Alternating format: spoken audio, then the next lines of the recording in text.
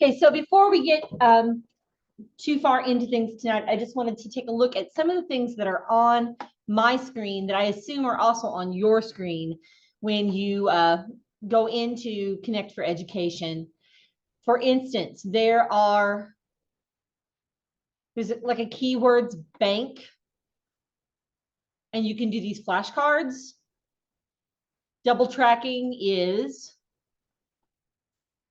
hiccup is, okay, and then you can do a self-quiz, a hybrid genre of rock and roll and hillbilly music performed mostly by Southern white artists. What would that be? Rockabilly. So you can test, you can brush up on your vocabulary with that. Hello, Andrew. There are profiles of some of the artists. Here's Johnny Cash.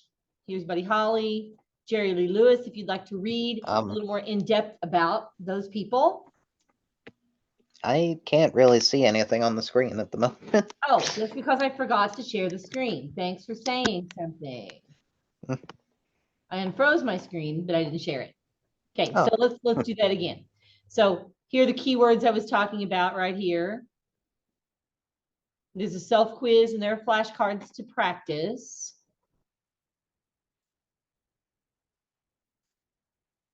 And there's the self-quiz. Additional syllables added to words for expressive effect, such as transforming the word well to a well. That's a hiccup on purpose. Artist profiles. Little quiz that you can take before you take the actual quiz. Which of the following styles did not influence rockabilly music? Gospel, rhythm and blues, ragtime, or country and western? Ragtime would be the correct answer.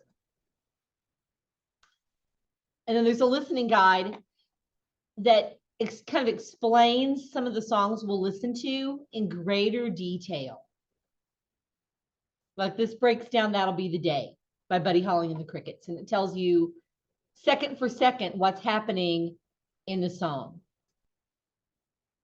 Sometimes Spotify does not have the lyrics, and so that's helpful to be able to look at that and see what's going on.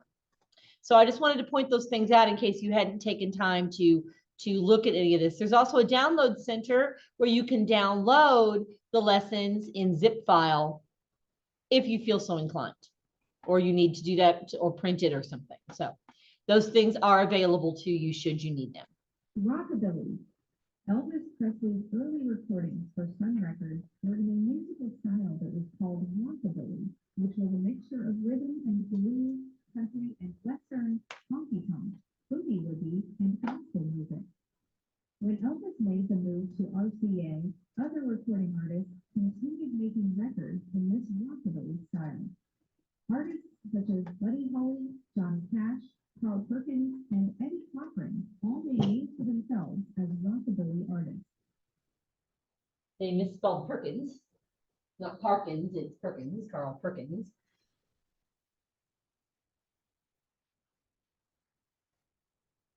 That would be nice if they could correct that. So Elvis Presley, who you were supposed to read about last week on your own and complete that section quiz. Elvis Presley's early recordings for Sun Records were in rockabilly style. That's a mixture of rhythm and blues, country and western, honky-tonk, boogie-woogie, and gospel music. Kind of sounds like musical gumbo, and in some ways it kind of is. When Elvis made the move to RCA, other recording artists continued to make records in the rockabilly style because it was still commercially viable. People still liked it and they would buy it. Artists like Buddy Holly, Johnny Cash, Carl Perkins, and Eddie Cochran all made name for themselves as rockabilly artists. After Elvis left Sun Records, Sam Phillips, very important name right there, Sam Phillips, produced Blue Suede Shoes, a song recorded by Carl Perkins in 1965. Blue Suede Shoes charted on the pop, rhythm and blues, and country and western charts that year, which was really kind of unusual. Remember, we call that a crossover record when it charts on more than one of the top 40 charts of the time. Of course, in the following years, Elvis Presley's music would consistently cross over all three charts. But in 1956, Perkins' success was still new and remarkable. Perkins' success story was cut short, though, when he and his band members were seriously hurt in an automobile accident. He was unable to resume a recording or touring career for many years after the accident. Despite the brevity of his career, many artists paid tributes to Perkins. Elvis frequently mentioned Blue Suede Shoes, and he covered the song, and the Beatles also covered many of Perkins' songs as well. Here's Carl Perkins in case you didn't pick that up. Good looking dude.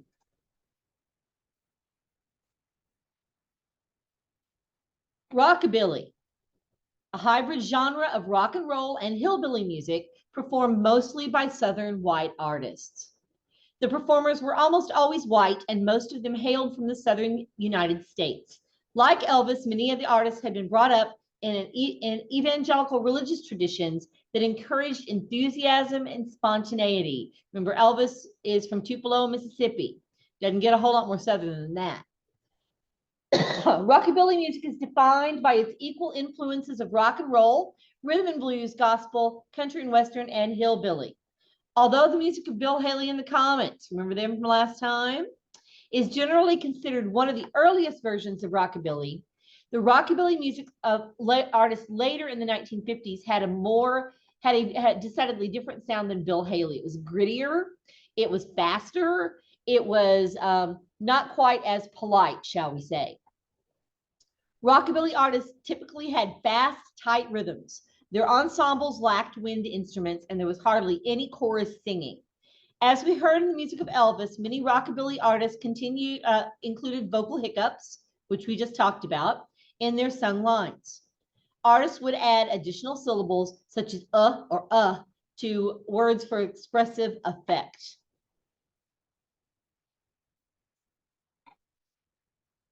So before we go any farther, let's take a moment here and let's hear Blue Suede Shoes by Carl Perkins. You may have heard Elvis's version, but remember Carl Perkins recorded it first. Ready now, go, cat, go, but don't you. Sorry, I listened to a bit of it before. I thought it would go back. It didn't. Well, it's one for the money, two for the show. Three to get ready now, go, cat, go, but don't you step on my prescription.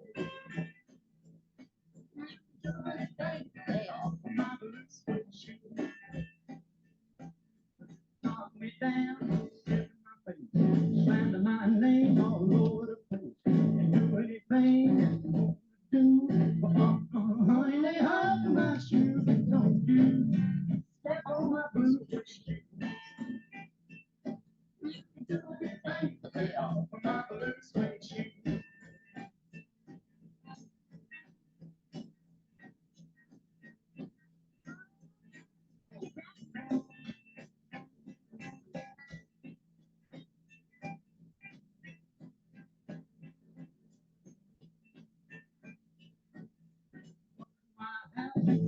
My car, drink my liquor from my old fruit jar.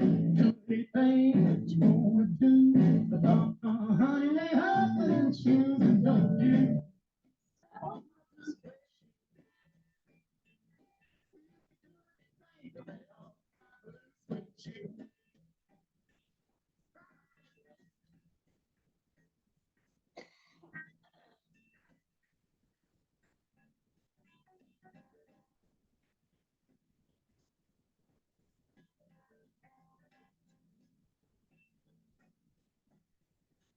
For the money, for the show, get ready now, go, cat, go, but don't you. On my blue suede shoes. On my blue suede shoes.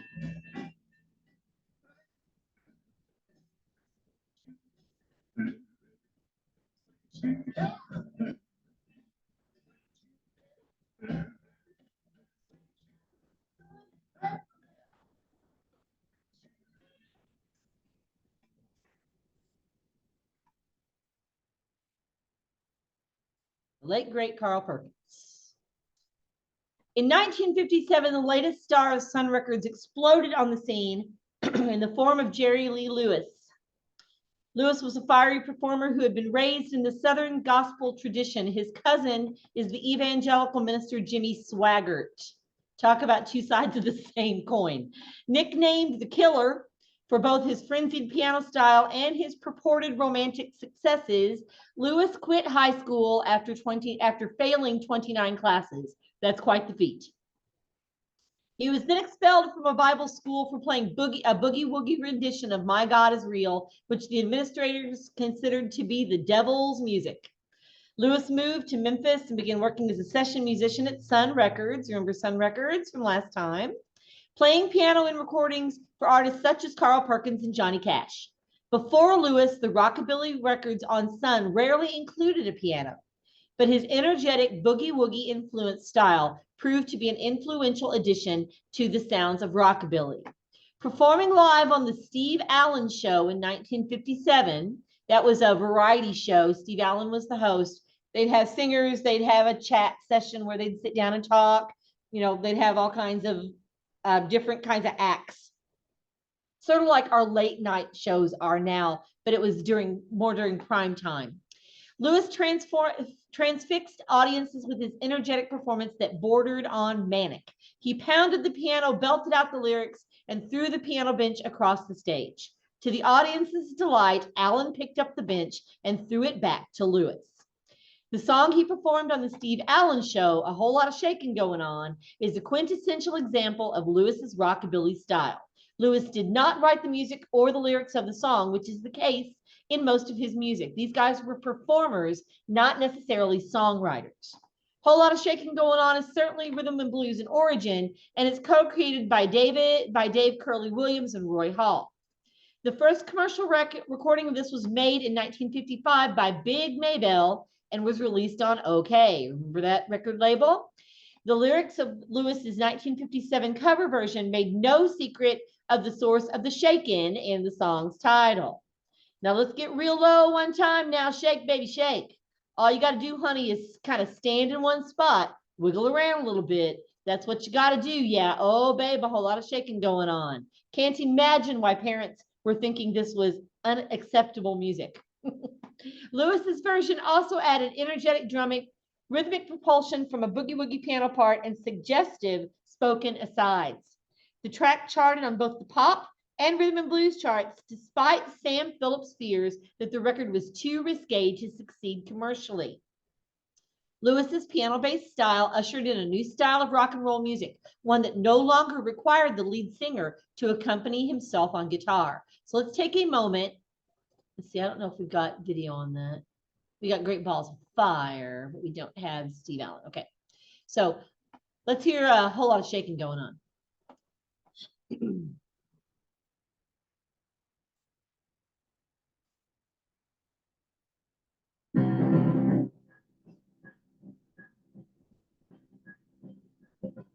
Oh, baby, oh,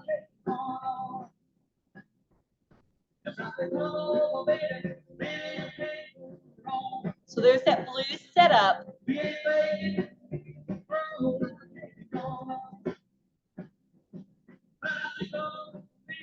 We got chicken in the corner. Really got to do that horn. We make oh, shake it on. Baby, shake. I said shake, baby, shake. I said baby, shake. Baby, shake. Oh, shake on.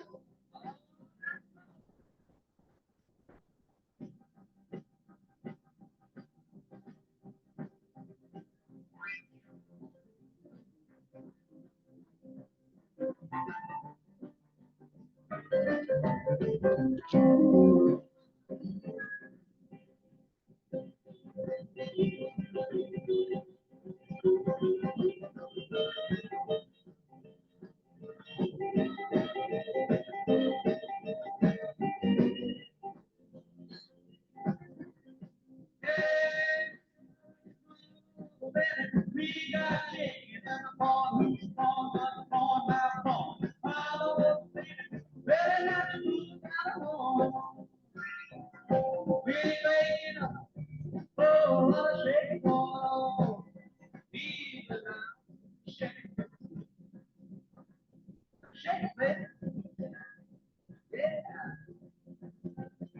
say one time thing. You have to grow with it. Oh, she goes. And if you feel low one time, baby, shake. All you gotta do, honey, is gotta stand in one spot. Swing around just for the day. That's what you got. Whoa. Now let's go one time. Hey, baby. Shake, baby, shake. Come on, baby, shake, baby, shake. Oh, shake it, girl.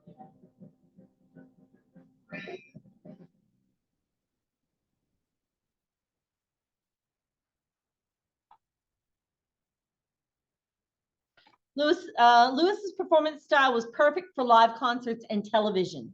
He practically danced while he played, and his hair, always perfectly coiffed at the start, would shake its way loose during a performance into a sweaty mop. And the girls ate that up. They really dug that. Lewis was certainly not the first major showman among rock and roll early performers. Little Richard also had an explosive piano banging style with screamed and shouted lyrics.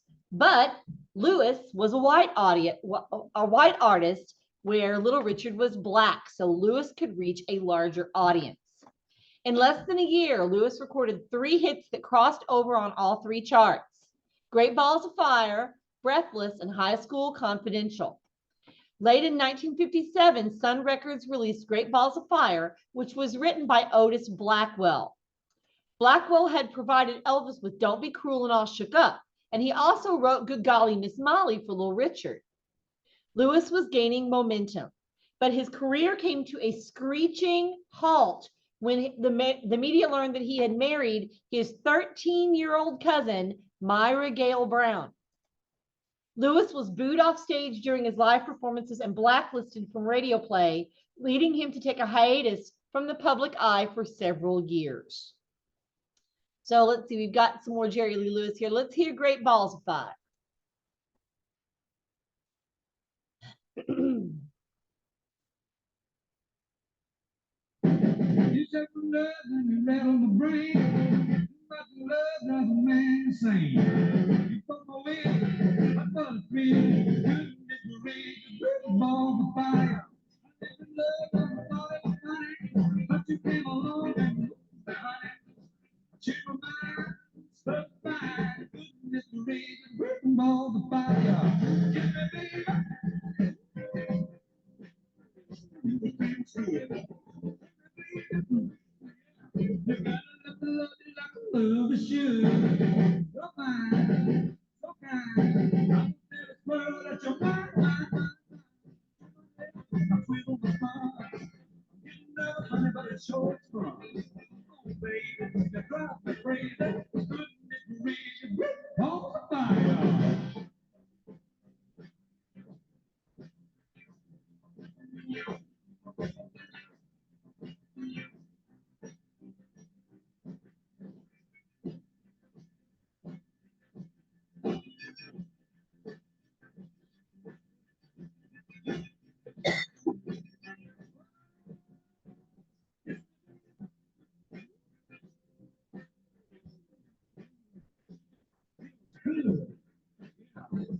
Let me love you like a lover should.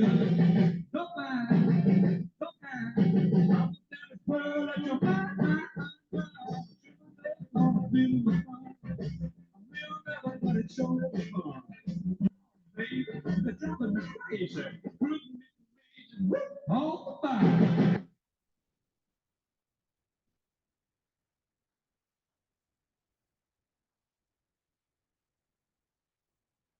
Johnny Cash, who we now think of as a country artist, got his start in rockabilly.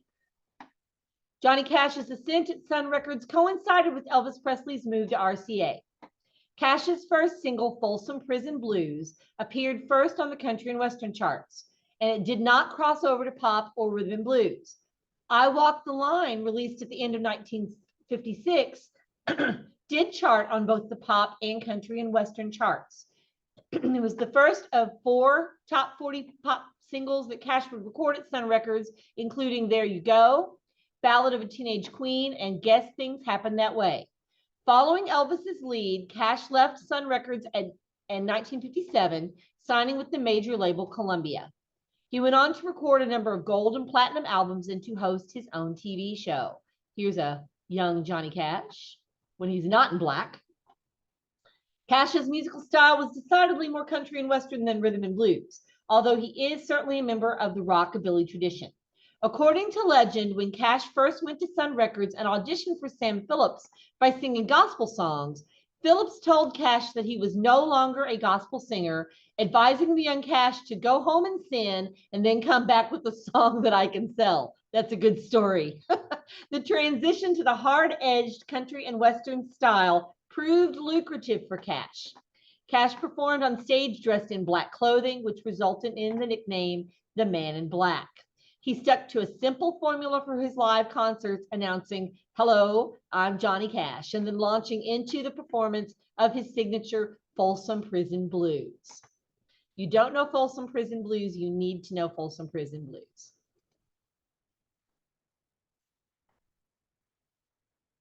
And I bet you do know it.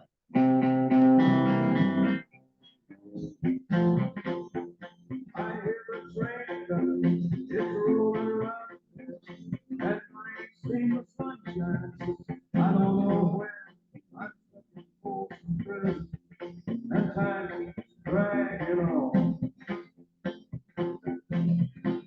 But that train keeps rolling on down the side I know.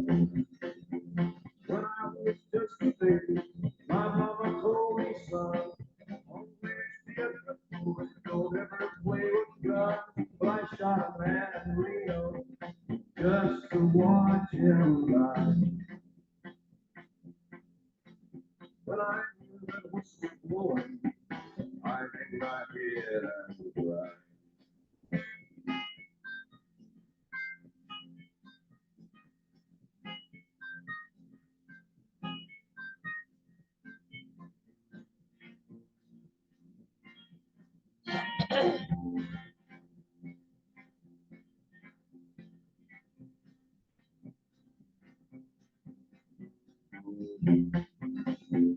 I've been there since 14 in a fancy dining car. They're probably drinking coffee and smoking big cigars. Well, I know I had it coming. I know I can't be free. But those people keep moving, and that's what tortures me.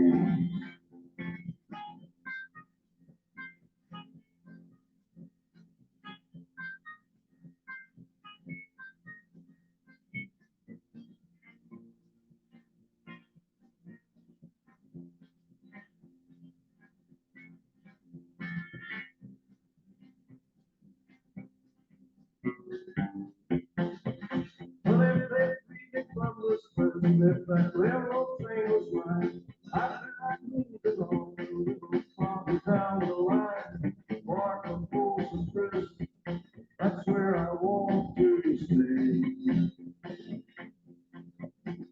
And I'd let that lonesome whistle blow my blues away.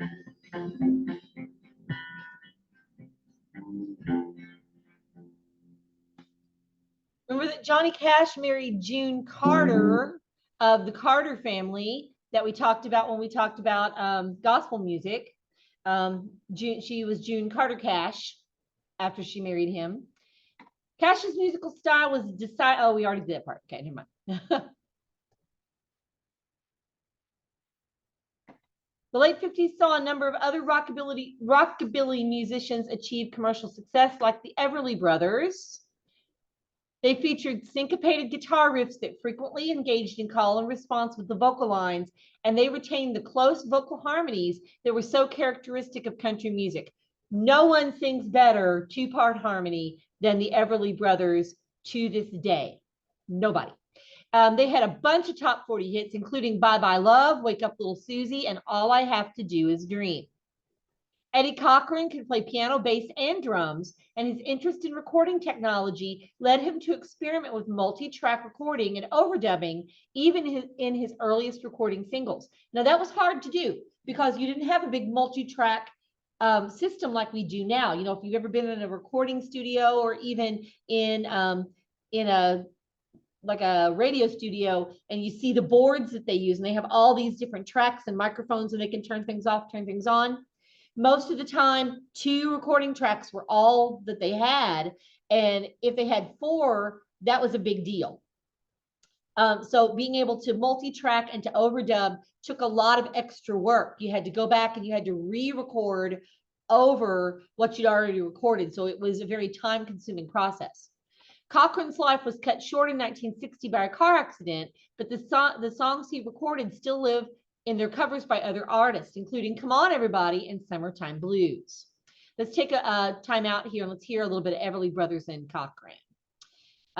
Let's see, Eeny, Meeny, Miny, Mo. Let's do Bye Bye Love. It's Don and Phil, the Everly Brothers.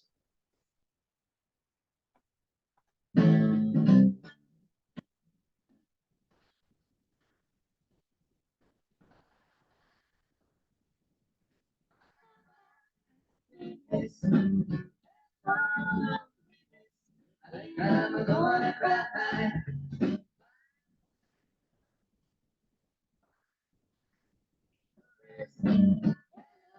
Emptiness. I feel like I could die.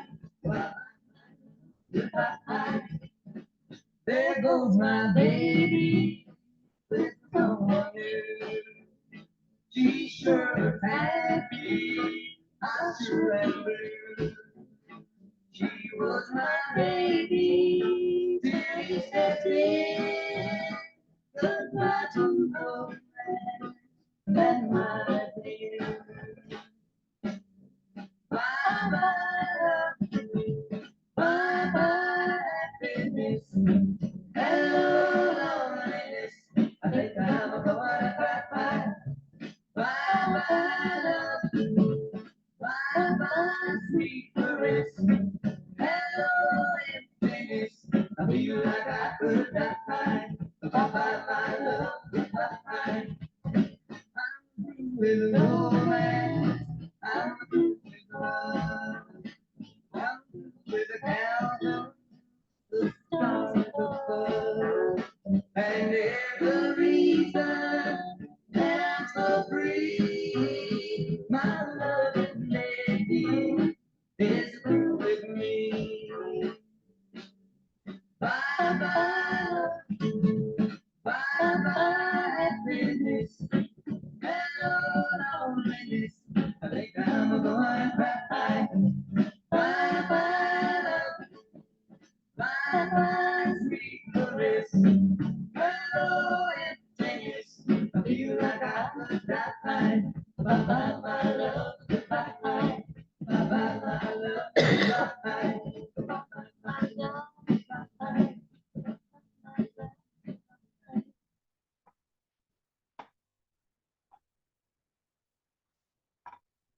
And let's hear Summertime Blues by Eddie Cochran. All these songs, if my dad had a Spotify playlist, this would be my father's Spotify playlist. They were teenagers in the 50s, and this is his jam.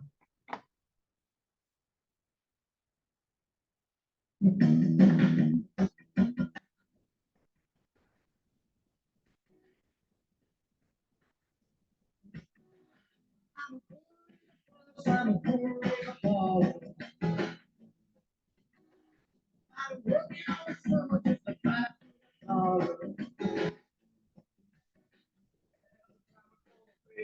try to get a date. Who dies soon, you gotta work late. But there ain't no cure for the summertime.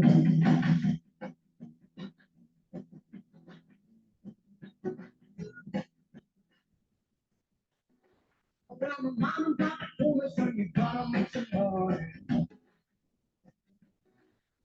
You only use a car to do a ride next Sunday.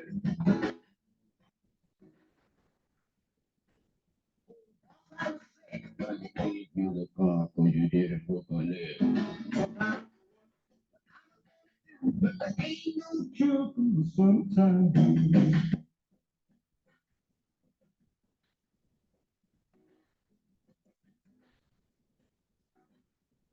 Ain't 2 weeks and I have a vacation. Take my bottle and you. Well, I called my congressman and he said, "Whoa, I'd like to help you, son, but you're too young to vote." Sometimes I would, but I'm gonna do, but there ain't no cure for the summertime blues.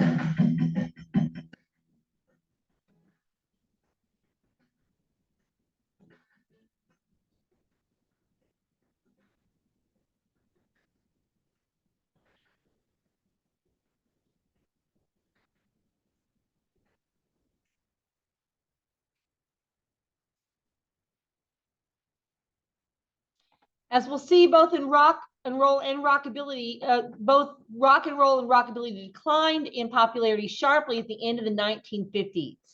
Several recording artists continued to make respectable careers during the 60s and performed beyond performing rockabilly, however. For example, Roy Orbison, the late great Roy Orbison, here he is, recorded a number of hits during the 1960s, including Cryin', Only the Lonely Running Scared, and Oh, Pretty Woman. That one in 1964 reached #1 on the pop charts and beat out groups such as the Beatles for the spot. Roy Orbison, in case you know the super group, the Traveling Wilburys, Roy Orbison was one of the Traveling Wilburys. He was the first to pass on. We're down to 2 Wilburys left. Let's see. Let's hear Oh, Pretty Woman. This is one you have probably heard before.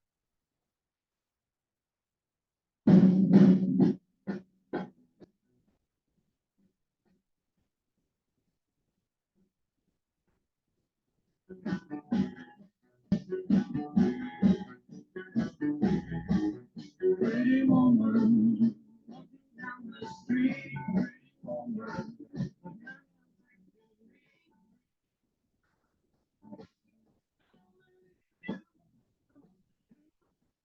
One could look better than you. Mercy.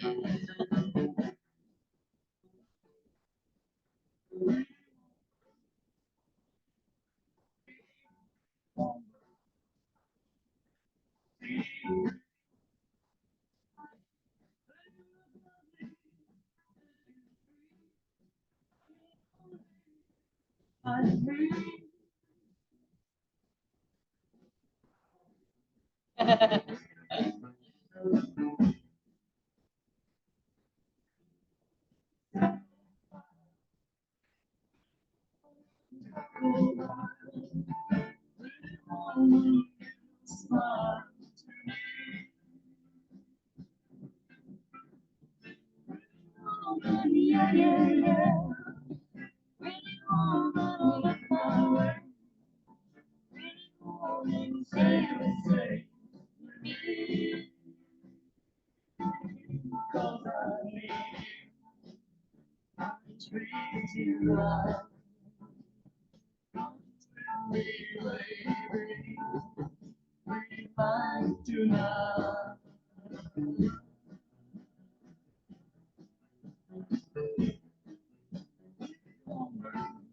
Don't walk on by, pretty woman. Don't make me cry, pretty woman. Don't walk away. Okay.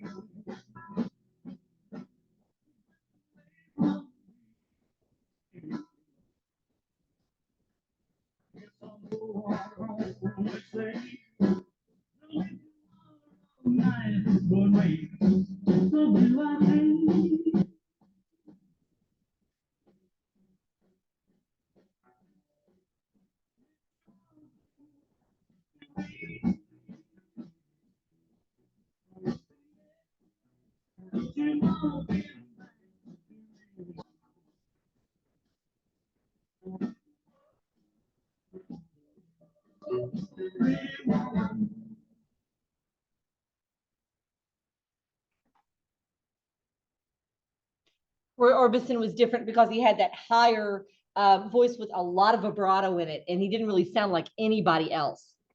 Brenda Lee, here she is, pretty Brenda Lee, was signed by the Decca label at the age of 11. And between 1960 and 1967, she recorded 29 top 40 hits for Decca. That's a lot. Tracks such as I'm Sorry and I Want to Be Wanted also held their ground on the charts against the invading British artists of the 1960s. Let's hear a little Brenda Lee. Let's do I'm Sorry.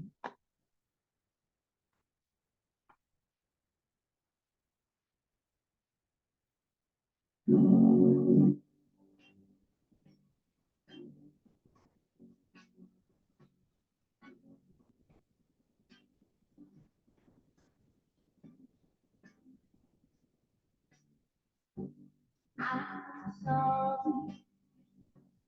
so sorry that I was not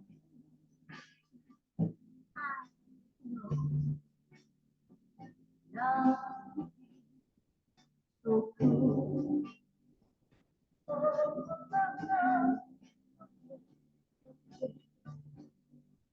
me,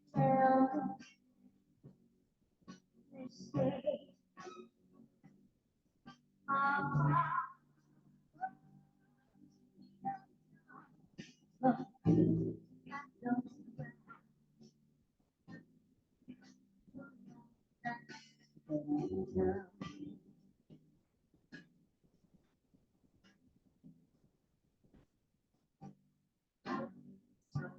I'm sorry, so sorry, so sorry.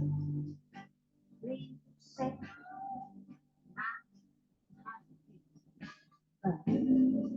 love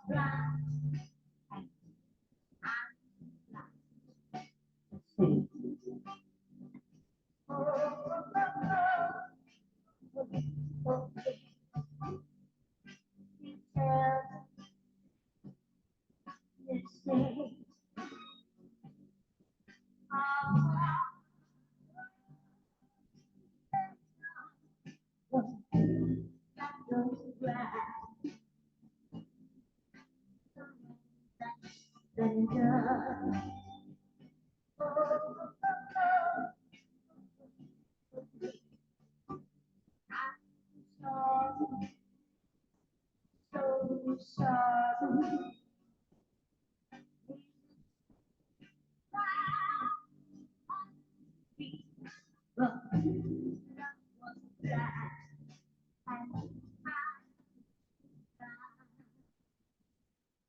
and I'm so sorry.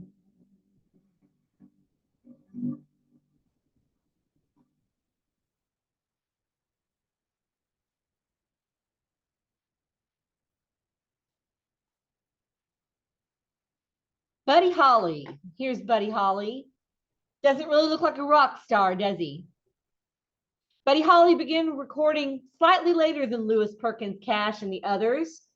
As a result, his music shows equal influence of rockabilly and the emerging genre of rock and roll.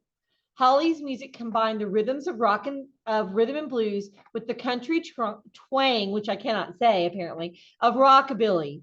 Holly was also one of the few rockabilly artists of the 1950s who did not get his start at Sun Records.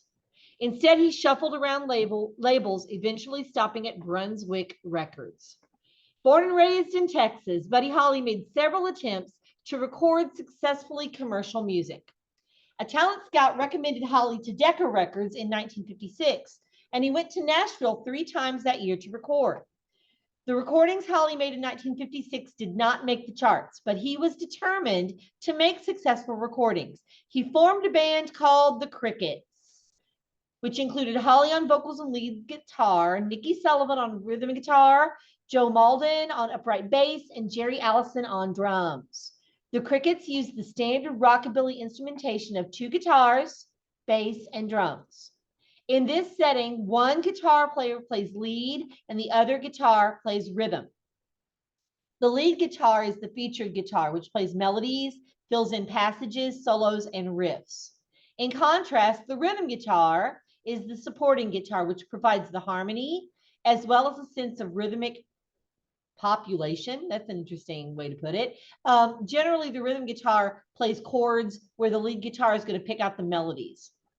The group's guitars were electric, and Holly had a solid body, both of which were different from many other rockabilly bands of the time.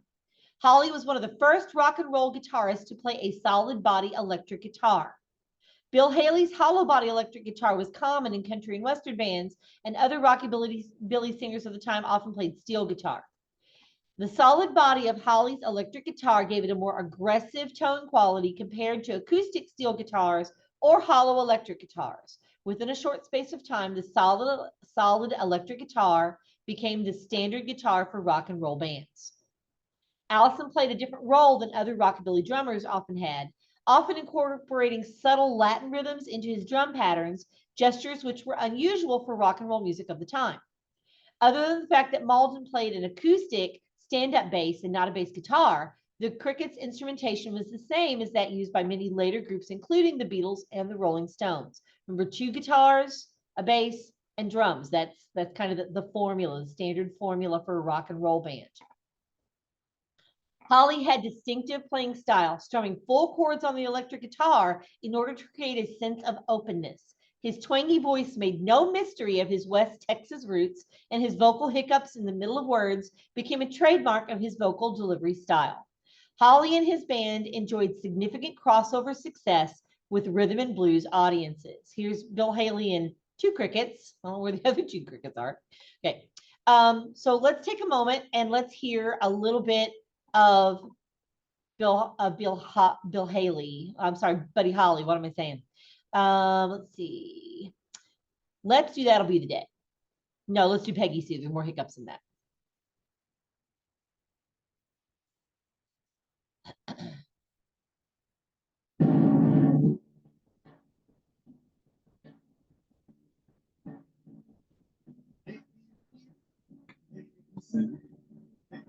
Know why I feel blue.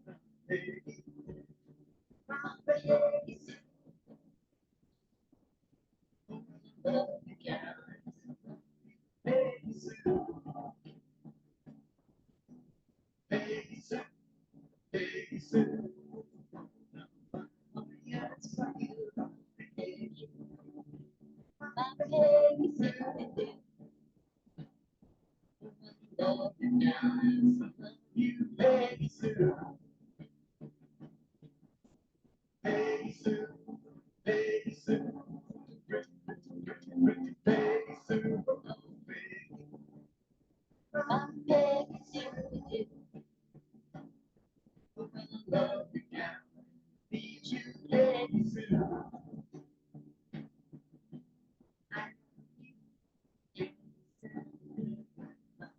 so rare to love me.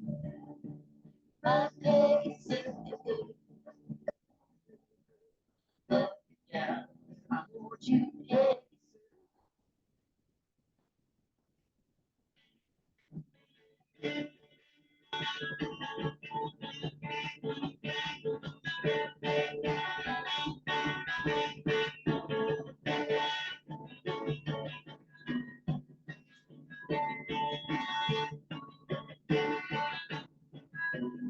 Peggy Sue, Peggy Sue, pretty, pretty, pretty, pretty Peggy Sue, Peggy. My Peggy Sue, when I love you, gal, I need you, Peggy Sue. I love you, Peggy Sue, with a love so rare and true, Peggy. My Peggy Sue, love you, gal, I want you, Peggy Sue. Love you, gal, I want you, Peggy Sue.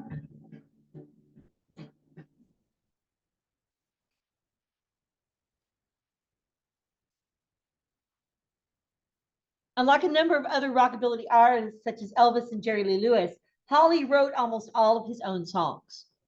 Holly and Perry experimented in the studio utilizing different forms of echoes, like on Peggy Sue, and double tracking. The use of double tracking is where you take two nearly identical recordings of the same vocal or instrumental track and they place them on top of each other to create an enhanced effect. Now we would do that digitally, but you couldn't do it digitally at the time because digital recording did not exist. This technique can be heard in Holly's vocal line during Words of Love. Holly's distinctive hiccuping vocal style, which we just heard, his skinny build, he was very skinny, and his black horn-rimmed glasses gave him an immediate and unmistakable identity. As a singer-songwriter with a distinctive look and style, Holly set the precedent for rock artists for the next decade.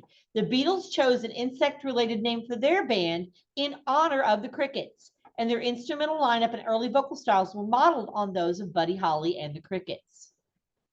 That'll Be the Day was the first hit Buddy Holly and the Crickets released. Their song is in verse chorus form, but during the instrumental break, the band plays the 12-bar blues pattern. Holly's riff-based and edgy lead guitar style reveals the influence of Chuck Berry, remember Chuck Berry, and his vocal delivery incorporates as many blue notes as hiccups, demonstrating the equal presence of rhythm and blues and country and western styles. Today, the song may sound unmistakably country, but when it was released, it was a major rhythm and blues hit. In fact, Buddy Holly was the only major rockabilly artist who ever had a record on the country and western charts. So racially ambiguous was his music at the time that Buddy Holly and the Crickets were booked at the Apollo Theater, which is a venue devoted almost exclusively at the time to African-American music, sight unseen. Let's hear That'll Be the Day. This is another song that you probably have heard at some point in your life.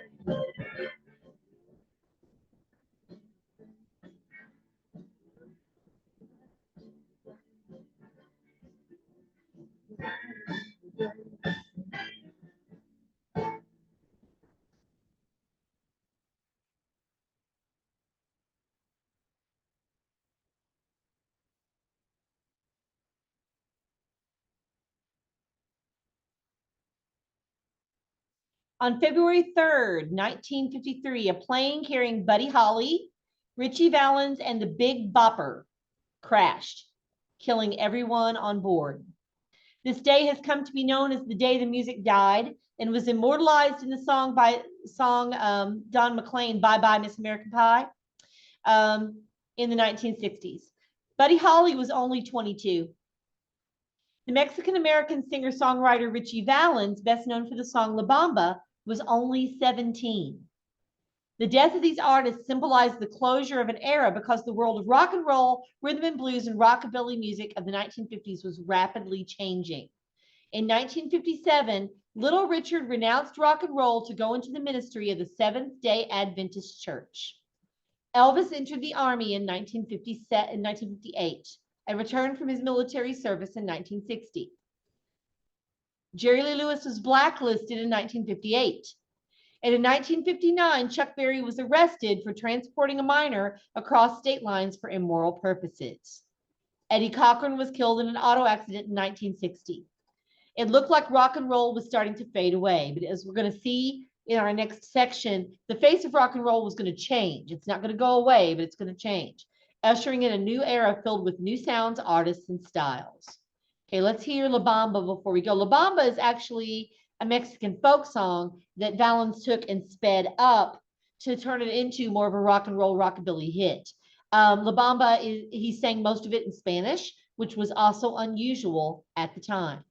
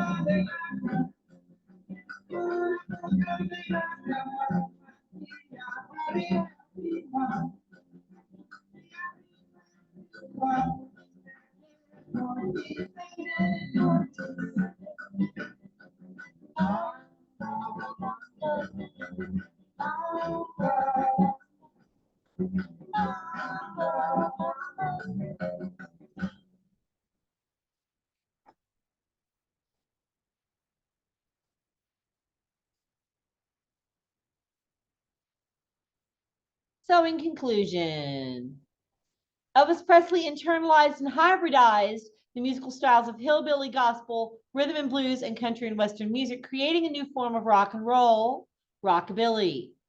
Although he was not a songwriter, relying instead on cover versions and songwriters such as Lieber and Stoller, Presley was a master song stylist who riveted audiences with his impassioned performances and hypnotizing physical movements. His sex appeal thrilled his teenage audiences and terrified their parents. Elvis codified a style of music called rockabilly. This seems like it's in a strange place. Okay, so there's lesson 7 quiz, so that will be open after class tonight. And I tell you what, since I posted, I didn't get to post last week's Zoom until today because of my internet issues at home. I'm going to leave these open until I'll leave them open the whole week till next Friday. So here we are in the early 60s. Now, when we think of the 60s, the image that immediately comes to our mind is hippie, counterculture, flower power, but that's the late 60s. This is the early 60s, which is a different kettle of fish. teen-styled rock music and the early 1960s. The face of rock and roll music began to change in the early 1960s. The payola scandal effectively ended Alan Freed's career, along with many other disc jockeys who had promoted rock and roll in the 1950s.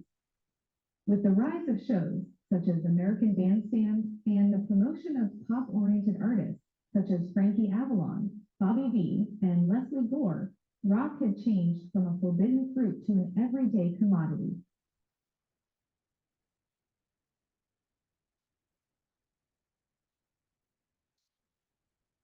Remember, payola was where they would pay disc jockeys to play certain records so that they would get more exposure and they would sell more copies. When that came out, that ended not just Alan Freed's career, but a lot of people's careers ended after the payola scandals. Major record labels faced a serious problem at the end of the 1950s. Throughout the decade, they considered rock and roll to be trashy and nothing more than a passing fad that would eventually go away on its own. But since major labels did not pick up many rock and roll artists, most musicians recorded on independent labels. As rock and roll exploded into the mainstream and many of the pop hits were in the rock and roll genre, the record labels recognized their error. Now the tiny independent labels were cashing in on the success of these rock and roll artists, which posed a serious threat to the commercial success and viability of major labels. Thus, the major labels attempted to reclaim control from the indie labels, and they accomplished this by means of the payola scandal. Musicians had resorted to all sorts of tactics to get their music played, going back as far as bribing vaudeville singers with cigar, liquor, and songwriting credits to perform Tin Pan Alley songs. Bribery and special favors were nothing new in the history of popular music. Recall that Alan Freed had promoted Chuck Berry's Maybelline in exchange for credit as a co-author of the song. He was nothing of the sort. In order to crack down on independent labels and disc jockeys, however, the major labels went after them for engaging in these practices, which were known as payola. That is your code word for this week. In case you are watching the Zoom recording, your code word is payola. The payola scandal occurred when major record labels went after disc jockeys and the independent labels in such a way that drew the attention of a congressional committee and eventually the Federal Trade Commission and the Federal Communication Commission. So they're going to bring down the power of the federal government to crack down on this payola stuff. As a result, many disc jockeys lost their jobs, including Alan Freed. Remember, Alan Freed from Cleveland was the first person to call rock and roll. Radio stations were forced to revise their programming in order to keep their FCC broadcasting license. The payola scandal cast rock and roll as trashy music whose popularity only came as a result of independent labels that bribed greedy disc jockeys to play the music on air. American youth were victims of underhanded marketing ploys and dirty deals concocted between record labels and disc jockeys. From the point of view of independent record labels, disc jockeys, and recording artists, they were promoting their music using the same means that had been used for over half a century. Yeah, there's really nothing new under the sun. They just happened to, make the major record labels mad, and so they got in trouble for it. It is worth noting here that it is not illegal for a disc jockey to accept gifts, money, or songwriting credits in order for playing a particular record. However, the disc jockeys were required by law to declare these gifts on their income taxes, and most of them did not.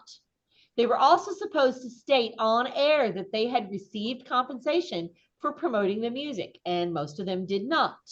Convicted of accepting bribes and fired from his radio and television shows, Alan Freed was the most notable victim of the payola scandal. Eventually, a bill was passed that made payola illegal. As a result, radio stations were subjected to very strict supervision, which then made it much easier to control the distribution of popular music that was played and heard. Many radio stations began playing as few Black artists as possible in order to remain in good graces with the FCC. Having wrested power away from disc jockeys and independent labels, the music executives of the major labels now needed to find a way to reach the teenage market that had developed an appetite for rock and roll. enter. Oh, I'm sorry. Could you go back and scroll up a bit? My picture was a bit blurry. What do you need to see? Just that whole thing there. I'll just take a quick picture. About payola? Yeah. Could you scroll up a tiny bit more? Just want to get a picture of the whole thing. There we go. You good? Yeah, my last picture was just blurry. Sorry about that. That's okay. So here comes squeaky clean Dick Clark. After several modest jobs in radio and television, Dick Clark got his big break. He took over Bob Horn's show Bandstand and changed the name to American Bandstand. And he did his first big program on August 5th, 1957. This show is going to run into the 1980s. It's going to go on forever. The show aired for 90 minutes each weekday afternoon and on Monday nights from 7:30 to 8 p.m. These were ideal viewing times for a teenage audience that could be counted on to turn the program on as soon as they got home from school every afternoon. On the program, 150 teenagers were in the audience. Many of them got up to dance and to offer their opinions about the music. With his smooth patter and impeccable good taste, Clark would mingle with the audience, the teenage audience members, and he would interview several guest musical artists before they got up to lip sync their most recent hits. You did not perform live on American Bandstand. You lip synced your hit so that it was perfect and sounded exactly like it did on the radio. The performers lip synced instead of performing in order to prevent any unpredictable behavior or spontaneity during the performance. There would be no shenanigans like Elvis's electrified hips on the Milton Berle show or Jerry Lee Lewis throwing his piano bench on the Steve Allen show. For many of the performers on the show, lip syncing was also preferable to live performance because the majority of these performers were not strong singers. Instead, they were chosen for their good looks and wholesome appeal, and they turned into pop stars by major record labels. This point will be elaborated on later on. Clark's business savvy transformed a local telecast into a national phenomenon. To get sponsors for the show, he traveled the advertising agency circuit on Madison Avenue, that's in New York, and eventually acquired the lucrative Beechnut Spearmint gum account. In no time at all, Clark became famous and very wealthy. He was one of the most influential disc jockeys in the nation. Clark was never accused of taking payola, but his business connections were scrutinized. He had controlling interest in 6 publishing companies, held over 160 copyrights, and owned 4 record labels: Swan, Chancellor, Cameo Parkway, and Jamie Records. He also owned a record pressing plant, the Chip Record Distribution Corporation, an artist management firm, and the touring Dick Clark's Caravan of Stars, and a concert format of the live broadcast that was called the Dick Clark Show. 33 corporations in all. That's a lot. He was a shrewd businessman, to say the least. For example, he had no financial interest in the Luther Dixon song 16 Candles as recorded by the Crests, and he therefore played the song only 4 times in 10 weeks on American Bandstand. After he purchased the company that published 16 Candles, though, he played it 27 times in 13 weeks. Interesting. Shortly before the payola hearings, he divested himself of 31 of his 33 companies. Pretty smart. And then he repurchased those same companies later when the hearings were over. For nearly 10 years, American Bandstand, which was a television show hosted by Dick Clark, was a primary force in the creation of a whole outlook on teenage life. Hairstyles, clothes fashions, dating issues, all other adolescent concerns about behavior and social values. You also watch American Bandstand to see what they were wearing, because they always picked the coolest and best dressed kids to do the dancing on camera. And so if you wanted to know what you should be dressing like to be one of the cool kids, you turned on American Bandstand to find that out. The rock and roll music of the 1950s was focused on the performer and the performance rather than dancing to the music that was being performed. American Bandstand changed that outlook, putting primary importance on being able to dance along with a song. Chubby Checker's song, The Twist, reached #1 on the pop charts twice, first in 1960 and again in 1962. A cover version of a rhythm and blues song that was originally recorded by Hank Ballard and the Midnighters, The Twist was the first and most important of many dance crazes that swept the United States during the 1960s. The Twist inspired dozens of other dance songs during the 1960s. The Peppermint Twist, not to be confused with the original Twist, the Locomotion, the Mashed Potato, the Watusi, the Fish, the Fly, Do the Bird, the Hucklebuck, the Limbo Rock, and Pony Time were just a few. Perhaps most importantly, the Twist introduced audiences to the idea of open or solo dancing, in which the dancers never come into physical contact with each other. Open dancing allows you to dance all by yourself. You don't have to have a partner, and it removes the sexuality of dancing together because you never actually touch each other. So let's hear the Twist.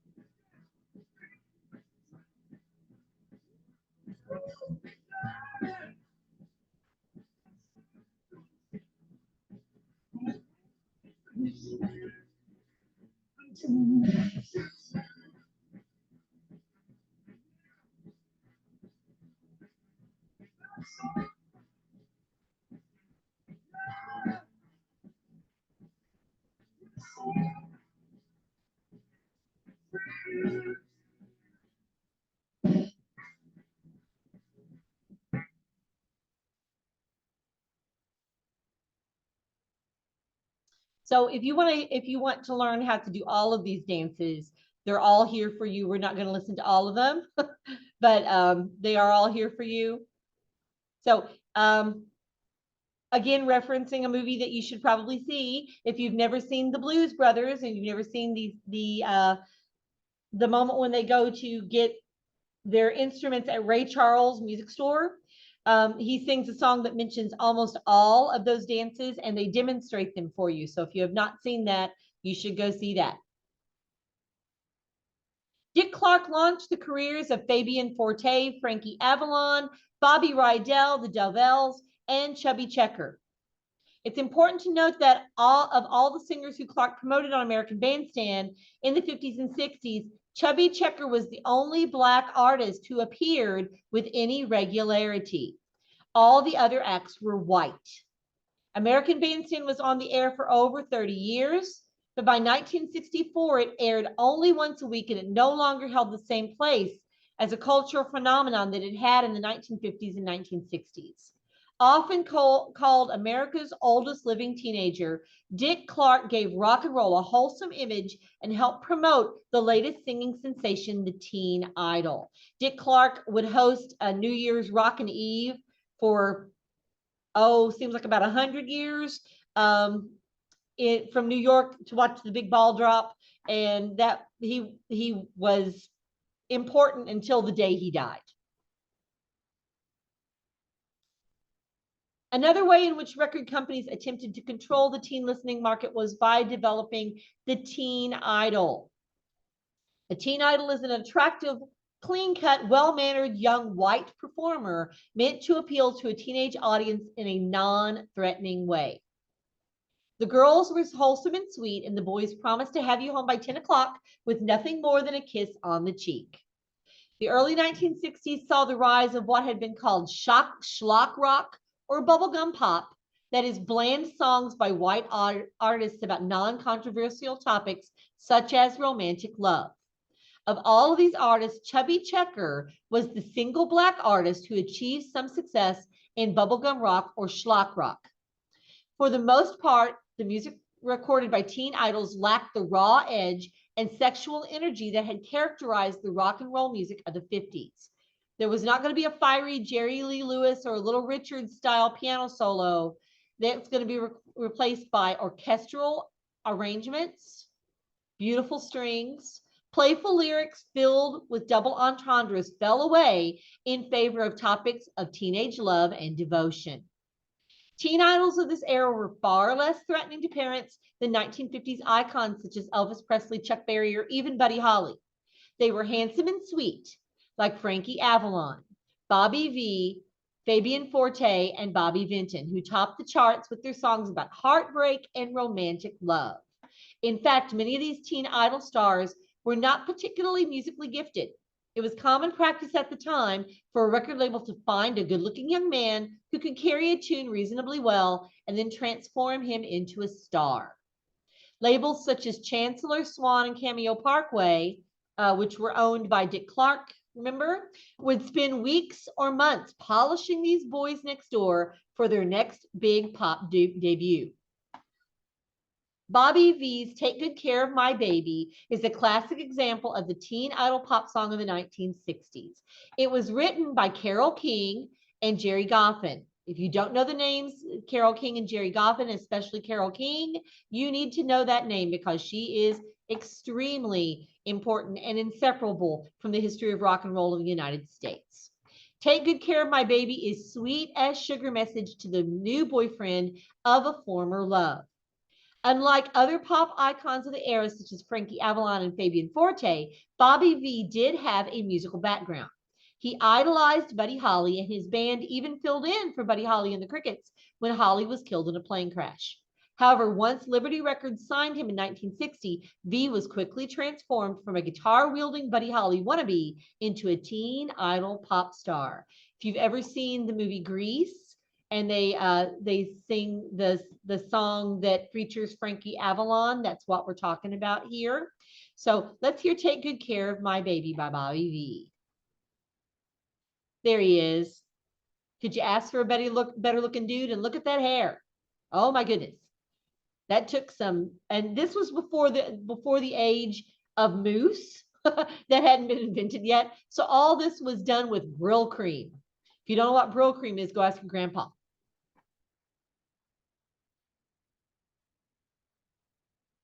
My tears are falling, 'cause you've taken her away. And though it really hurts me so, there's something that I've got to say.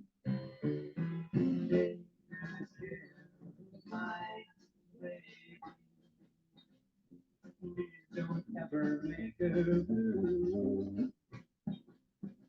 Just tell her you love her. Make sure you're thinking of her. Things you saying to you. Take good care.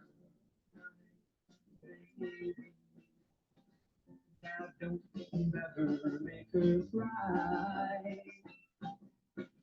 Just let your love surround her, ain't around her, but don't let her see it black and sky. Once upon a time, that girl was mine. And true, I know she'd never be with you, so take her care. My baby, be just as kind as you can be. And if you should be stubborn, just send my baby back home. Key change. Take good care, baby. Be just as kind as you can be.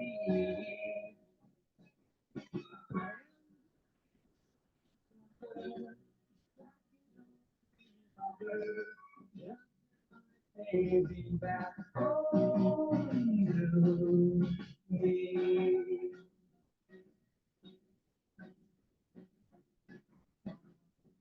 Take good care of my baby.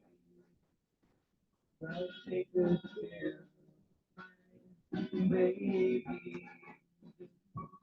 Take good care of my baby.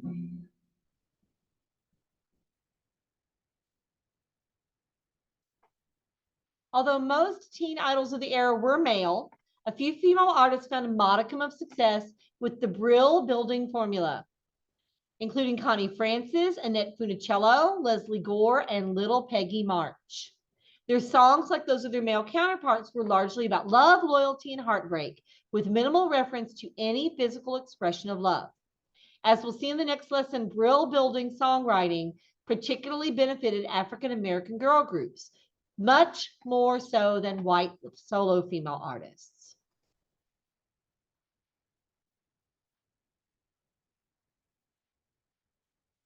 Songwriter Don Kirshner, who would go on to have his own late night TV show called Don Kirshner's Rock Concerts, wanted to create a haven for and a hub for rock songwriters, much in the way that popular songwriters had gathered in the days of Tin Pan Alley.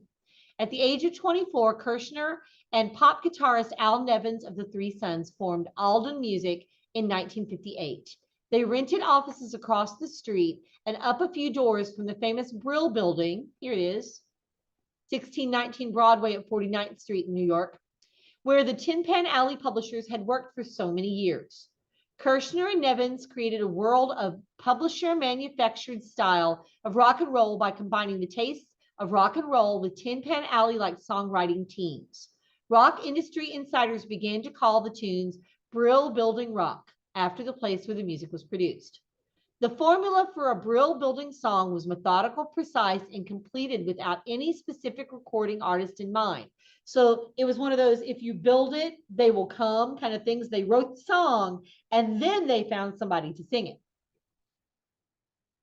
So the Brill building was the center of rock and roll publishing in the 1960s, especially for schlock rock and teen idol songs. The songwriters hardly ever performed their own compositions during the 1960s. A few of the Brill building songwriters, such as Neil Sedaka, Paul Anka, and Carole King, did go on to have their own successful recording careers later. Instead, record companies would place orders for teen idol songs that could be customized to meet the demands of a listening audience. At his peak, Don Kirshner had 35 songwriters working for Alden Publishing. Journalists said that Tin Pan Alley had become Teen Pan Alley. Very clever. The Brill building style and practice included many composer lyricist teams, three of which are particularly notable. Neil Sedaka and Howie Greenfield produced dozens of pop tunes like Calendar Girl and Breaking Up Is Hard to Do. Composer Barry Mann and his wife Cynthia Wheel were a particularly prolific duo. Mann and Wheel wrote tunes 9 a.m. to 5 p.m. just like factory workers. And those tunes included Walking in the Rain for the Ronettes and on Broadway for the Drifters. Another husband and wife team, Carole King and Jerry Goffin, also turned out a wide variety of hits. Will You Love Me Tomorrow by the Shirelles, Take Good Care of My Baby by Bobby V, which we just heard, The Locomotion by Little Eva, which was a dance song, and Halfway to Paradise by Tony Orlando and Bobby Vinton, to name a few. A surprising number of these songwriting duos consisted of husband and wife teams, such as King and Goffin and Man and Wheel, which means the Brill Building songwriting approach included many more women than did earlier songwriting, such as Tin Pan Alley and Broadway. As we'll see in the following lesson, the Brill Building formula provided many hit tunes, not only for teen pop idols, but also for African-American girl groups like the Crystals and the Ronettes. So let's hear a couple of these Brill Building tunes. Let's hear, we're not going to hear them all. Let's hear Calendar Girl. No, let's hear Breaking Up Is Hard to Do. This is a Sedaka and Greenfield tune.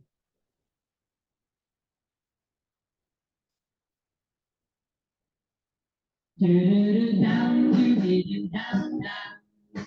Kama, kama, down, do down, down. Kama, kama, down, do down, down. Breaking up is hard to do. Don't take your love away from me. Don't you leave my heart in misery. If you go, then I'll be blue.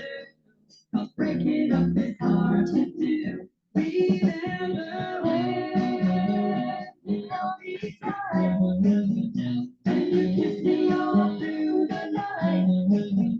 Think of all that we've been through, and breaking up is hard to do. They say that breaking up is hard to do. Now I know that it's true. Don't say that this was the end. Instead of breaking up, I wish that we were making up again. I beg of you, don't take this time. Can't begin my love another time. That's hard to do. Breaking up is hard to do. Say that breaking up is hard to do. Now I know that it's true. Don't say breaking up, I wish that we were making up again. I beg of you, don't take this time. Let me give our love another try. Come on, baby, hard to do. But breaking up is hard to do. Down, down. Mama, down, you down, down. Mama, down, you down, down.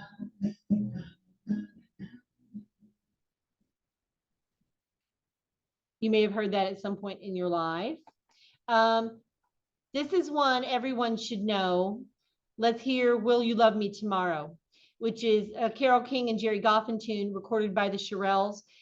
Carole King would come back and record this herself later on. Carole King also wrote a lot of music that was recorded by, oh gosh, his name just went right out of my head, James Taylor. And they have a long partnership together.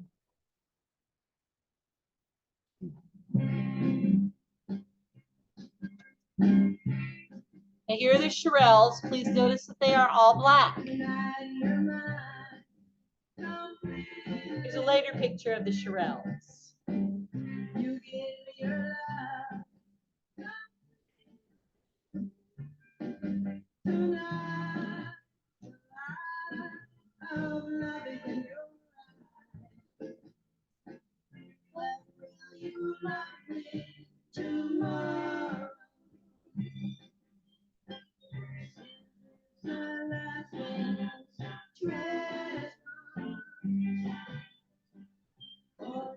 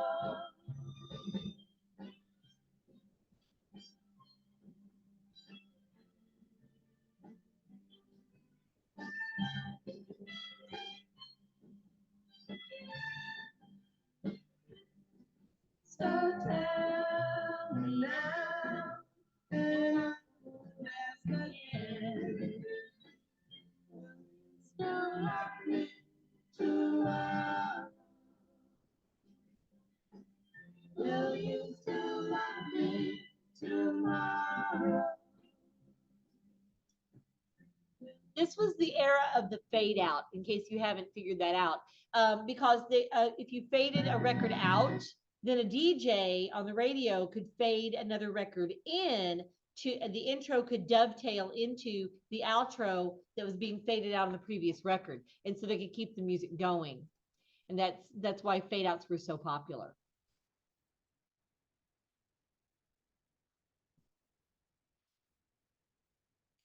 The major record labels took back control from disc jockeys and independent record labels, and through the Paola scandal, Alan Freed's career was ruined. American Bandstand soon became the primary source for teenage listeners to hear the newest hits. In the 1960s, remember this is still the early 60s, the early 60s saw the rise of teen pop idols such as Frankie Avalon, here he is quite a bit later, Bobby V, and Fabian Forte. Don Kirshner and his many songwriters produced hit after hit in a formula that became known as the Brill Building after the place where the music was written. And in the next lesson, we look at other types of popular music from the 1960s that were marketed toward a teenage audience. And there's the lesson 8 quiz, which will be open until next Friday. Okay, a second, let me kind of scan through this real quick and see how far we need to go. Oh Lord, there's full spectrum.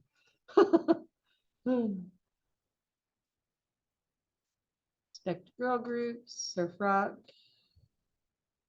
Come on. Come on. Okay, we can probably buzz through this quickly.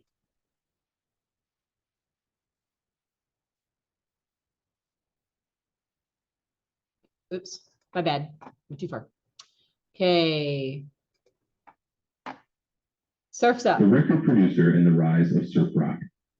As we saw in the last lesson, the 1960s saw an increase in the control of record companies and a decrease in the power of musicians and disc jockeys. In this lesson, we will consider some other styles of music that were popular during the early 1960s and how those genres of music related to the changes in the music industry that we saw in the previous lesson.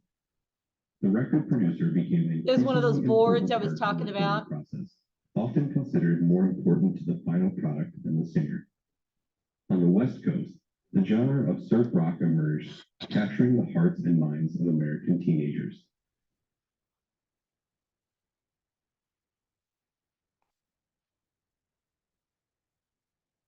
It's important to note the role of African-American music and musicians in these new genres and approaches to music. As we'll see, African-American musicians were crucial to the creation of much of this music, but their contributions were not necessarily recognized appropriately. For example, although Brian Wilson based the Beach Boys song Surfing USA on a song by Chuck Berry, he did not offer Berry a songwriting credit until they were sued for it. The rise of the record producer. In the 50s, many rock and roll musicians entered the recording studio with their own arrangements and interpretations of the songs they were going to record. Artists like Chuck Berry and Buddy Holly wrote their own songs and perfected the instrumental arrangements. The artists were important participants in shaping the recording process and presenting exactly how they wanted the end product to sound. And they exerted a remarkable amount of control over the recording process. In contrast, pop music artists of the late 50s and early 60s were subject to a different approach in the recording studio. As we saw, songwriting teams became the norm in the early 60s, especially those working in the Brill Building. The process of making and recording music was largely in the hands of an artist and repertoire person. The A&R man, if it'll let me show you. Guess not. The A&R man was responsible for organizing and coordinating all of the professionals who participated in making the recordings, such as the singers, the audio technicians, and the backup instrumentalists. The A&R man even hired the specific musicians who would appear on the tracks. Unlike rock and roll, mainstream pop's recording process was driven by the A&R man rather than by the artists themselves. However, the A&R man's responsibility were largely managerial, not artistic. In the early 1960s, the position of the A&R man was gradually replaced by the record producer. A record producer oversees the creation of a record sound by determining the instrumentation. That means what instruments will be used, the microphone placement, and the sound equalization. The producer was often responsible for the final sound on the record. In many cases, producers, not the recording artists themselves, were the driving forces behind many popular songs in the 1960s. Producers frequently entered the recording studio with a specific vision for how a record was going to sound, and the performers were responsible for enacting the producer's vision rather than creating their own interpretation. For example, during one recording session, songwriter Carole King, who we just talked about, pushed aside the studio percussionist and played the timpani part herself in Will You Love Me Tomorrow, which we just listened to, because the percussionist was unable to achieve the sound that Carole King had in mind. During this time, record companies held the producers, not the recording artists, responsible for how the final recording sounded. One of the most important production teams in the 60s was Jerry Leiber and Mike Stoller. We encountered Leiber and Stoller in an earlier lesson because they were also a songwriting team. They wrote Hound Dog and Jailhouse Rock. They were ambitious as songwriters, and from the beginning, they were interested in exerting greater control over the final products they created. As we saw in an earlier lesson, they often agonized over the editing process, recording and editing upwards of 50 or 60 different takes in search of the end product that was closest to their idea of perfection. The recording sessions were meticulously planned and organized. Leiber and Stoller were among the first songwriters to become independent producers. It was a natural extension of their instincts. We don't write songs, they said, we write records. They frequently gave their songs a mini drama character, little playlets, Leiber called them, like Riot in Cell Block Number 9, Smokey Joe's Cafe, and Searchin'. When Leiber and Stoller moved back to New York from Los Angeles, part of the West Coast group called the Robins went along. Since they went from one coast to the other, they called themselves the Coasters. The Coasters immediately became a kind of rock and roll repertory company for Leiber and Stoller, acting out a storyline during live performances such as Yakety Yak and Charlie Brown. Stoller, who had a background in classical music composition, frequently composed out the instrumental solos, including the raucous, memorable saxophone solos featured in Coasters songs such as Yakety Yak, Along Came Jones, and Charlie Brown. Leiber and Stoller were critical influences in the development of record production. Their young assistant, Phil Spector, who is going to be a very important name to know, took all their techniques to the maximum when he stepped out on his own. So let's hear Charlie Brown, which is, again, one of my father's favorite songs.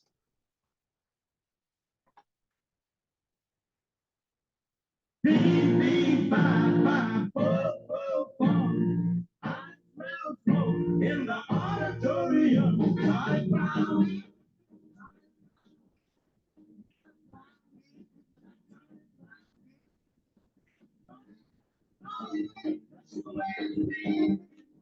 Everybody always picking on me. Yeah, the 7 coming up down in the boy gym. Charlie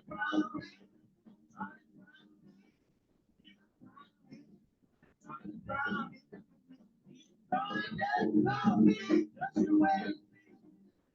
Everybody always picking on me.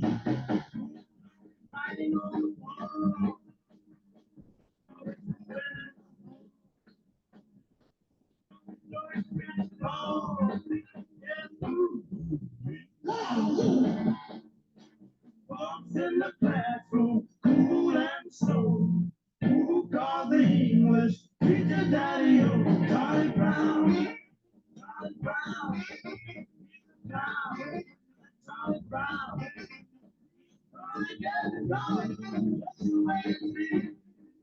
Everybody always picking on me.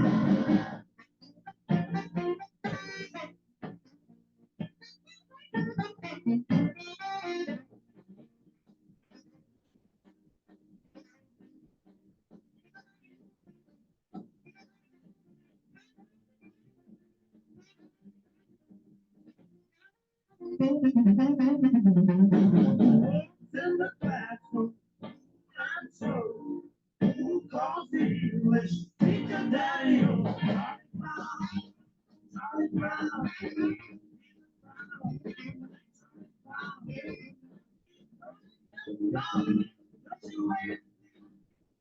Everybody always picking on me.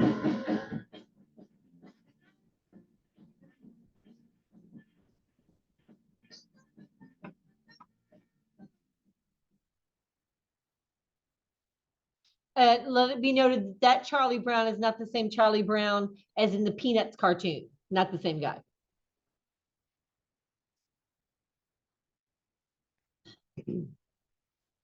Phil Spector.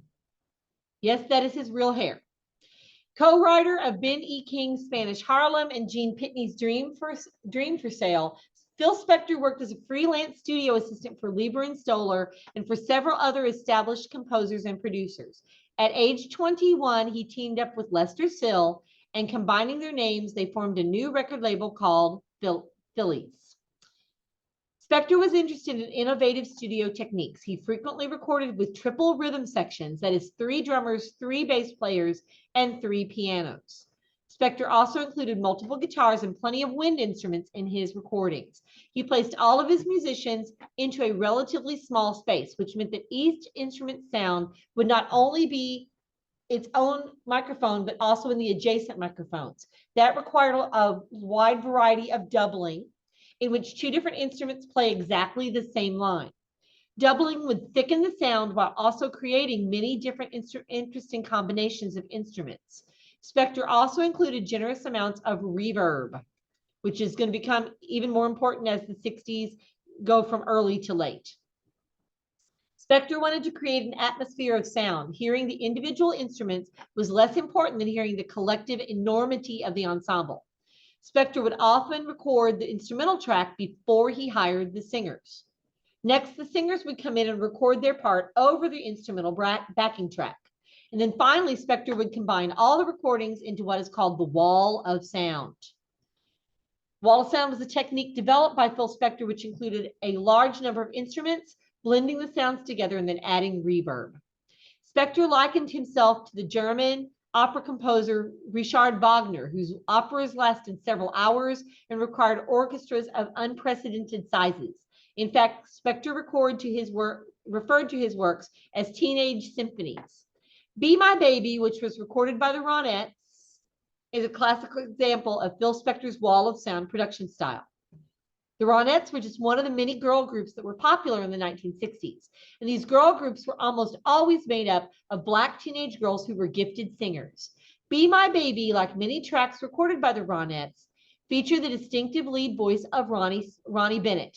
Bennett and Spector would eventually marry, and she would become Ronnie Spector. A heavy reverberating drum beat in the opening of the song suggests the enormity of the space in which the track was recorded. Rather than blasting the listener with the wall of sound for the whole track, though, Spector introduces one part of the wall at a time. In fact, the first 2 lines of the first verse feature only Bennett's lead singing and the rhythm section. Each statement of the verse and chorus adds another layer of sound.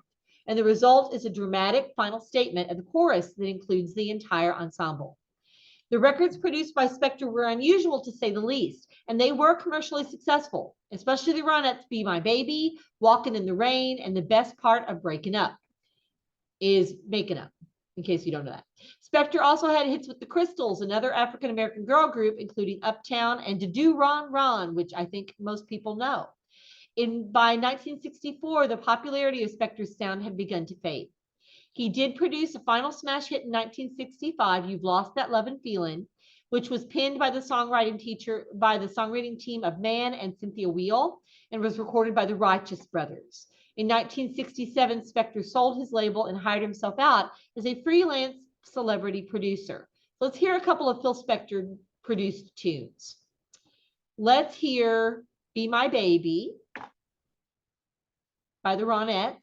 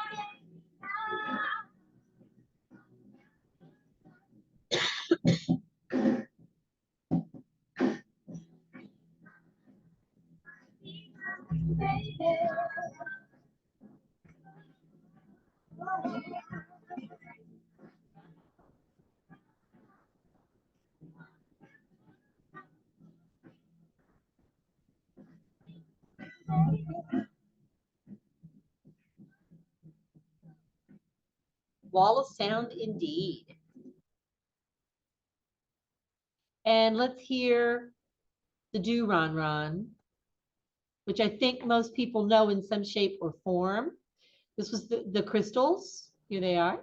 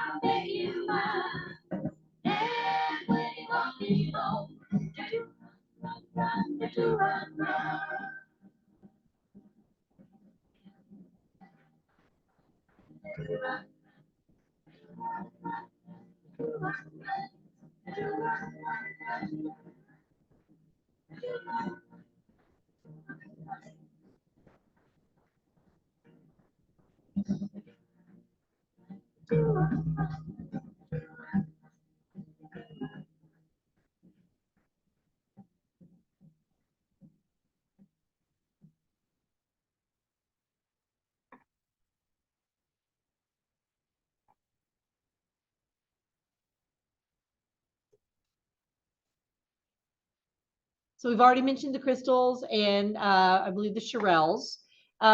Girl groups were really important in the early 1960s. The pop charts were filled with hit singles by groups like the Chantels, the Chiffons, the Cookies, the Crystals, the Dixie Cups, the Ronettes, and the Shirelles, blending the pop song formulas of the Brill Building with young female African-American singers ensured that the records would consistently achieve crossover success between the pop charts and the rhythm and blues charts. Many producers had these girl groups at their disposal for recording sessions. These female vocal groups were almost always composed of Black teenage girls who had little or no professional experience. They were not like the teen idols like Frankie Avalon and Fabian Forte. The members of these girl groups were often very talented vocalists. But in general, the most important decision during the recording session was always made by the record producer, not by the singers. As a result, members of the groups could be dropped out or swapped out at will. If you've ever seen the movie Dreamgirls, that's what's going on in Dreamgirls. One of the girls is let go from the group because she doesn't fit the physical image that the producer wants. And that's based on some real life stuff that went down with Diana Ross and the Supremes. This process afforded a tremendous amount of control to both the producer and the record company. If any of the performers was troublesome in any way, they could simply be fired and replaced with a new singer who was eager to step up. The music of the girl groups in the 1960s represents an interesting paradox, because members of the groups such as the Ronettes, the Crystals, and the Shirelles could be dropped at a moment's notice. The singers were just another layer of sound that producers were creating, not the stars of the performance or the artistic innovators. For the first time, people behind the scenes were just as important artistically as the singers, if not more so. You know, I can't tell you a name, an individual name of any of the Crystals or the Chantels or the Dixie Cups. I can tell you Ronnie Spector from the Ronettes, but these other groups, there's not an individual female singer from one of those groups who stands out. Not really until you get to the Supremes and Diana Ross. Are we going to have kind of a headliner who's going to stand out from one of those girl groups? Which brings us to surf rock. Hang on. Did we miss an opportunity to hear something? Let me go back. I don't think so. Nope. Okay.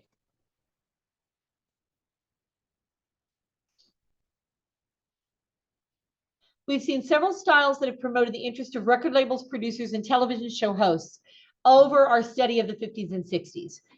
Teen idol pop, girl groups, and records produced by Phil Spector dominated the charts in the early 60s. Now we turn to another style of music that was popular at the time, a style that blended the sounds of doo-wop, Chuck Berry's style of rock and roll, Phil Spector's production style, and the wholesomeness of teen idols, surf rock. The subject matter of surf rock often deals with things like surfing, here's a big surprise, girls and hot rod cars. Surf rock dealt with light, fun topics. At the same time that the twist was the rage on the East Coast, a different style of music was growing up on the beaches in Southern California with Dick Dale, here he is, and the Deltones, the Shantays, the Safaris, Jan and Dean, the Markets, the Surf Riders, the Bel Airs, the Surf Teens, the Beach Boys, who would go on to be the most enduring of all of these groups, and the Astronauts, who were actually from Colorado, but you know, whatever. Dick Dale became a West Coast legend when he combined his love of surfing and playing guitar. Dale claimed that he wanted to combine the feelings of power that he had when he was playing his guitar and when he was surfing, and then project those feelings of power through his music. As a result, he recorded songs with sharp, short guitar chords with generous amounts of reverb. His guitar playing also included rapid double stroke picking and frequent uses of slides on the neck, which can be heard in his most famous single, Monsieur Lou, which was recorded in 1962. He signed with Capitol in 1963, and aspiring musicians began to try to imitate his style of surf guitar. So let's hear Monsieur Lou.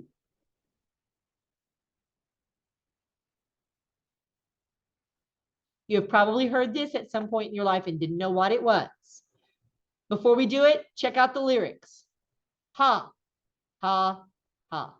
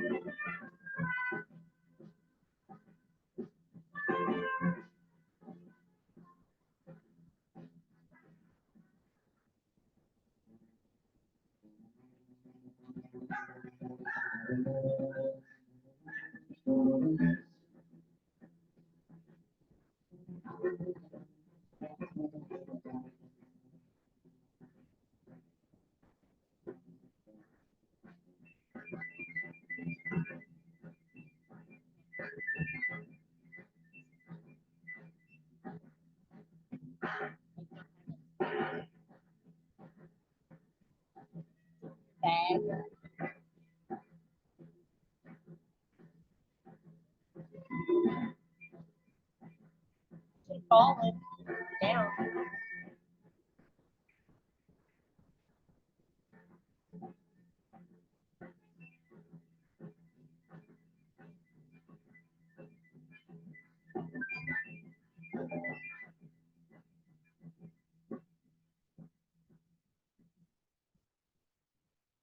That song was repopularized when Quentin Tarantino put it in on the soundtrack for Pulp Fiction, which may not be your cup of tea movie-wise, but you can't argue with his musical taste. One musician who borrowed from some of Dale's guitar techniques was Duane Eddy. Eddy played near the bridge of the guitar to make the guitar sound even more brittle and metallic. Eddy's music had a similar kind of raw energy compared to Dale's, but it was often more commercial sounding. Recording most of his material at Audio Records in Phoenix, Arizona, Eddy often sent the master tape to Gold Star Records in Hollywood to have a saxophone track added. Soon, Duane Eddy and the Rebels attracted a cult following in the United States and the United Kingdom with songs such as Rebel Rouser, which I can't believe we don't have a recording of. Why don't we have that? Okay. The most famous and successful of all the surf rock groups, however, was the Beach Boys. Here they are. Brothers Brian, Carl, and Dennis joined with their cousin Mike Love and a neighbor, Alan Jardine, in Hawthorne, California for what became a long, occasionally irregular but successful career. The group at first called themselves the Pendletones, a musical play on Pendleton, which was a plaid flannel shirt popular among surfers. Here they are wearing their Pendletons. They were Kenny and the Cadets for their first recording. There was no one in the group named Kenny, but their first tune was Barbie when the Ken and Barbie dolls were first becoming popular. It's just a long, strange, twisted tale, the Beach Boys. The Beach Boys signed with Capitol Records in 1962. And by the end of the 60s, they had released 26 top 40 hits. Even as the Beatles began their invasion in 1964, the Beach Boys held their own, charting their first #1 hit with I Get Around. Brian Wilson was the musical leader of the group, and he made almost all the important decisions on every aspect of the songwriting and recording process. Wilson wrote appealing lyrics about surfing, hot rods, and California girls, and then sang those tunes in a 4-part harmony style, like the Four Freshmen, the Hi-Lows, and other male vocal harmony groups of the 50s. Then he added Dick Dale's surf guitar sound, but toned down the volume and the complexity. The Beach Boys' musical tales of romance, surf, and sun quickly caught on with American teenagers. Chuck Berry's music was so influential on Wilson and the Beach Boys that one of their greatest hits, Surfing USA, was actually a reworking of Berry's Sweet Little 16. However, Wilson gave no credit to Berry, and after a long legal battle developed when Berry sued the members of the Beach Boys for copyright infringement. Now Berry is listed as co-author on Surfing USA, and it includes a list of all the surfing hotspots in Southern California and claims everybody's gone surfing. The electric guitar style features heavy reverb and is very reminiscent of Chuck Berry's guitar solos. Here. It's very reminiscent of Chuck Berry's guitar solos from the 1950s. Let's hear Surfing USA.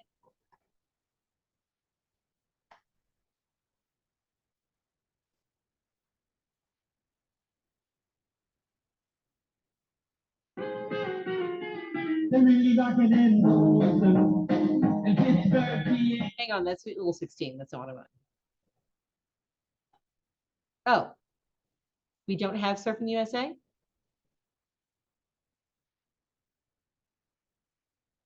We don't have Surfing USA.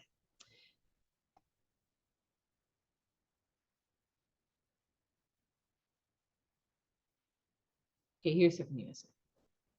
Can we play it from here?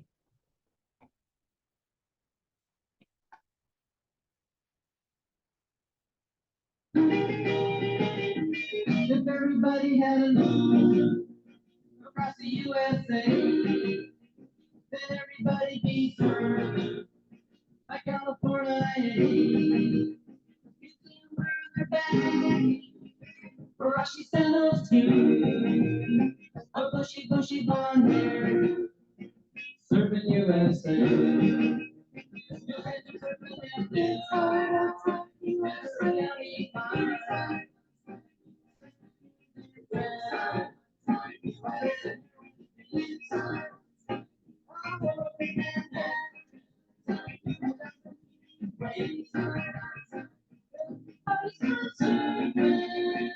Serving USA. We'll all be planning out a route we're gonna take real soon. We're waxing down our suit. We can't wait for June. We'll all be gone for the summer. We're on safari to stay. Tell the teacher we're serving USA. Let's just say how to stay. Send over yet.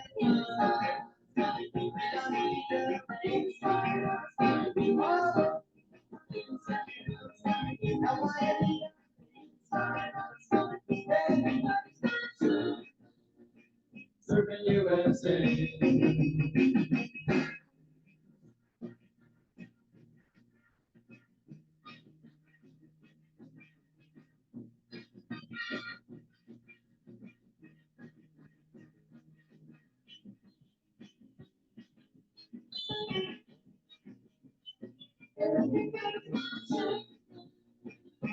USA.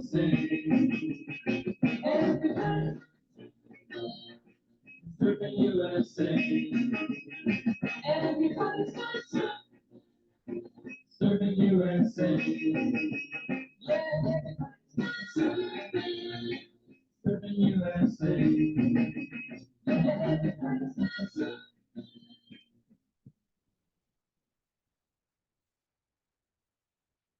Can't believe we didn't have that. Okay.